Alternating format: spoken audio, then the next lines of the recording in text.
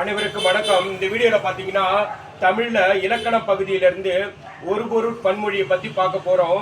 இந்த டாபிக்ல இருந்து ஒரு கொஸ்டின் கேட்கறதுக்கு வாய்ப்பு இருக்குது. ஓல்டு 10th புக்ல இருந்து எடுத்திருக்கிறேன். இந்த கொஸ்டின்ஸ் அப்படியே கேட்கறதுக்கு நிறைய வாய்ப்பு இருக்குது. ஸோ ஒரு பொருள் பன்மொழி, ஒரு பொருளை தரும் பல சொற்கள் தொடர்வது பாத்தீங்கன்னா ஒரு பொருள் பன்மொழி. உதாரணம் பாத்தீங்கன்னா நடு மையம், ரெண்டையும் பிரிங்க. நடு மையம், நடு அப்படின்னாலும் நடுப்பகுதியை குறிக்கும், மையம் அப்படின்னாலும் பார்த்தீங்கன்னா நடுப்பகுதியை குறிக்கும். ஸோ இரண்டு சொற்கள் ஒரே பொருளை தருவது பார்த்தீங்கன்னா ஒரு பொருள் பன்மொழி.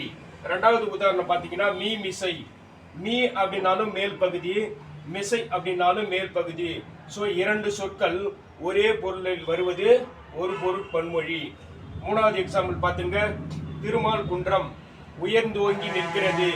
ஸோ உயர்ந்து ஓங்கி, இந்த ரெண்டு வார்த்தை பார்த்தீங்கன்னா ரெண்டுமே உயர்ந்து ஓங்கிய அப்படின்னு பொருளை தருது. நாலாவது பாருங்க, அந்த ஏழை குழந்தையின் கண்கள் குழி தாழ்ந்து காணப்படுகின்றன. ஸோ குழிந்து ஆழ்ந்து ரெண்டுமே பார்த்தீங்கன்னா குழிந்து என்ற ஒரே பொருளை தருது. அடுத்த வீடியோட அடுத்த டாபிக் பத்தி பார்க்கலாம். தேங்க்யூ.